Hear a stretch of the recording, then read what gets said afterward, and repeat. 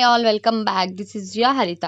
ఈ వీడియోలో మనం టాప్ స్టిచ్ చేస్తున్నాము. నేను నెట్ ఫ్యాబ్రిక్తో టాప్ స్టిచ్ చేస్తున్నాను. కింద సాటిన్ వేస్తున్నాను, లైనింగ్ వేయట్లేదు.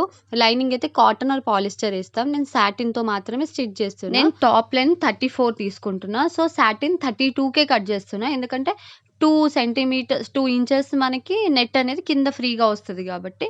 సో 32 సెంటీమీటర్స్కి ఈక్వల్గా చూసుకొని ఫస్ట్ క్లాత్ని కట్ చేసుకుంటున్నా. నేను ఈ క్లాత్తో 3 టాప్స్ స్టిచ్ చేస్తున్నా, అందుకే మొత్తం ఒకటే దగ్గర తీసుకున్నా. సో ఈ టాప్కి ఇలా కట్ చేసుకోవాలి. సాటిన్ క్లాత్ కాబట్టి చాలా లూజ్గా ఉంటుంది, కటింగ్కి కొంచెం ఇబ్బంది అవుతుంది అని చెప్పి నేను పిన్స్తో సెక్యూర్ చేశాను. సో అప్పుడు మనకి క్లాత్ అనేది జరగకుండా మంచిగా కట్ చేసుకోవచ్చు కాబట్టి. సో ఇప్పుడు కటింగ్ చూద్దాము. నెక్ అనేది నేను 2.5 తీసుకుంటున్నా, మీడియం సైజ్ కాబట్టి. షోల్డర్ వచ్చేసి 3, నెక్ డౌన్ వచ్చేసి 6 సెంటీమీటర్స్ తీసుకుంటున్నా. సో నేను నెక్ ప్యాటర్న్ అనేది తర్వాతకి చెప్తాను. ఆర్మ్ లెంత్ వచ్చేసి 6.5, నా ఆర్మ్ లెంత్ వచ్చేసి 6.5.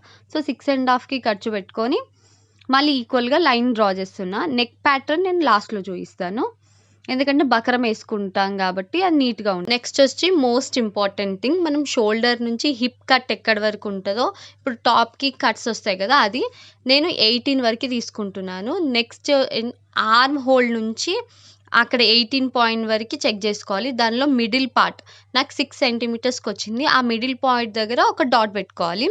సో చెస్ట్, నెక్స్ట్ నడుము, కింద హిప్ 3 అనేది మనం మెజర్ చేసుకోవాలి. నేను 9, 8, 9 తీసుకుంటున్నా, అప్పుడు మనకి షేప్ అనేది కరెక్ట్గా వస్తుంది.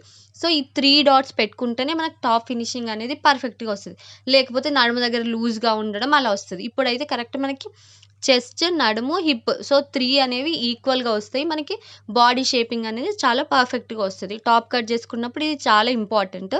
సో ఈ 3, దీనికి నేను 1.5 ఎక్స్ట్రా పెట్టుకొని మార్క్ చేసుకుంటున్నాను. నెక్స్ట్ హిప్ దగ్గరకు వచ్చి మనకి 18 తీసుకున్నాం కదా, ఆ 18 దగ్గర లైన్ వేసుకొని నెక్స్ట్ వచ్చేసి మనం 18 నుంచి 1 ఇంచ్ లోపటికి మార్క్ చేసుకోవాలి. అదేంటంటే మనం ఫోల్డ్ చేసి స్టిచ్ చేస్తాం కదా, దానికి సరిపోతుంది. నేను కింద సేమ్ యాజ్ యూజువల్ 10 or 12 ఉంది, దానికి మార్క్ చేసి లైన్ స్ట్రేట్గా డ్రా చేస్తున్నా. అది కూడా స్కేల్తోనే, అప్పుడే మనకి నీట్గా ఫోల్డ్ చేయడానికి వస్తుంది స్టిచ్ చేసినప్పుడు. నెక్స్ట్ ఆర్మ్ అనేది నేను 1 ఇంచ్ తీసుకుంటున్నాను. పైనుంచి 2.5 or 3 సైజ్ని బట్టి, బిగ్ సైజ్ ఎక్కువ ఉంటే 3 లేదా 2.5.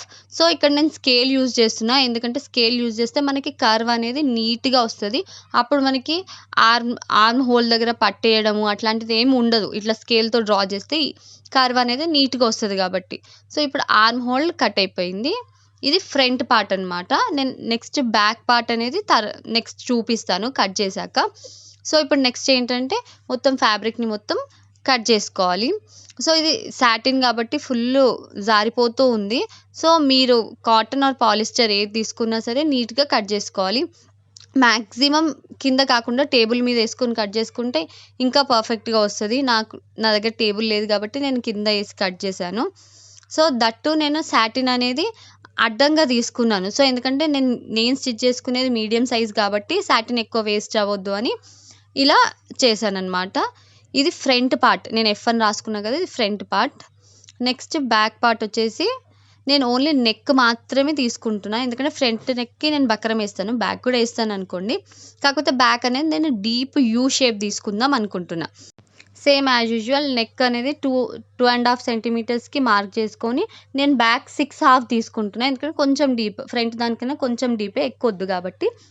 సో సేమ్ స్కేల్ యూజ్ చేసి నేను రౌండ్ షేప్ అనేది యూజ్ చేసిన, ఓన్లీ రౌండ్ మాత్రమే, యూ షేప్ లాగా. సో ఇప్పుడు ఫ్యాబ్రిక్ని కట్ చేసుకోవడమే. So top, front, back, net ఇంకా సాటిన్ కట్ చేసుకొని పక్కన పెట్టుకున్నాము. నేను హ్యాండ్స్ ఆల్రెడీ కట్ చేసుకున్నా, బట్ మీకు చూపించడానికి మళ్ళీ న్యూస్ పేపర్ మీద కట్ చేస్తున్నా. నేను పఫ్ హ్యాండ్స్ పెడుతున్నా దీనికి. సో ఎల్బో వరకు నా లెంత్ వచ్చేసి 10 సెంటీమీటర్స్. 10 సెంటీమీటర్స్ దగ్గర ఒక మార్క్. నేను స్టిచ్ చేసేది పఫ్ హ్యాండ్స్ కాబట్టి దానికి +3 సెంటీమీటర్స్ అనేది నేను ఎక్స్ట్రా తీసుకున్నా. నెక్స్ట్ హ్యాండ్ నార్మల్గా ఎలా అయితే మనం 3 సెంటీమీటర్స్ డౌన్ తీసుకొని పెట్టుకుంటామో అలానే ఎల్బో దగ్గర నాది 5 సెంటీమీటర్స్ లెంత్, ఆర్మ్ వచ్చేసి 7 సెంటీమీటర్స్. సో 5 సెంటీమీటర్స్ దగ్గర 7 సెంటీమీటర్స్ దగ్గర మార్క్ చేసుకుందాము.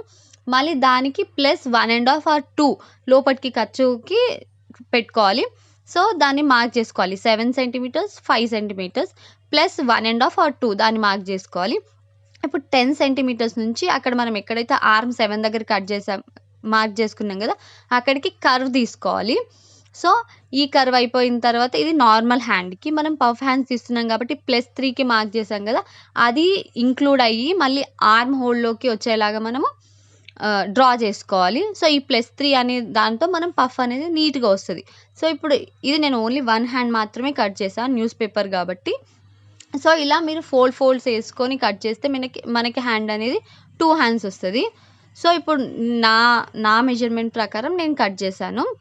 ఇది పఫ్ హ్యాండ్స్. వీడియోని ఎండ్ వరకు చూస్తే మీకు ఇంకా నీట్గా అర్థమవుతుంది. నెక్స్ట్ మనం నెక్ ప్యాటర్న్ అనేది చూస్తాము.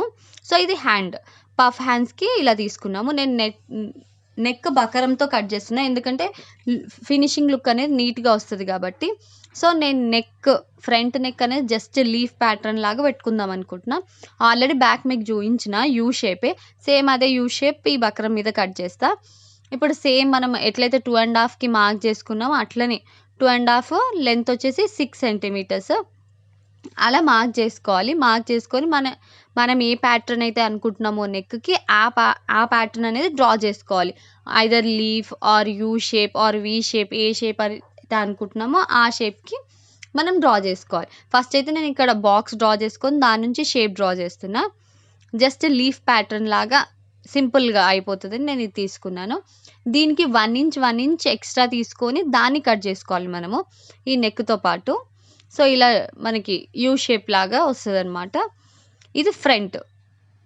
నెక్స్ట్ బ్యాక్ కూడా మీకు వీడియోలో చూపిస్తాను. ఇది మాత్రం కట్ చేసుకోవాలి. సో ఇప్పుడు నేను ఎలా అయితే హ్యాండ్ చూపిస్తున్నానో అది మాత్రమే కట్ చేసుకోవాలి, మనకి బ్యాక్ సైడ్ ఉన్నది రావాలి. ఇది బ్యాక్ అనేది నేను ఆల్రెడీ చెప్పాను కదా, U shape, deep U shape తీసుకున్నామని. ఎఫ్ అంటే ఫ్రంట్ అని, బి అంటే బ్యాక్ అని. వీడియో నచ్చినట్టయితే please like the video, subscribe my channel for more videos. Bye.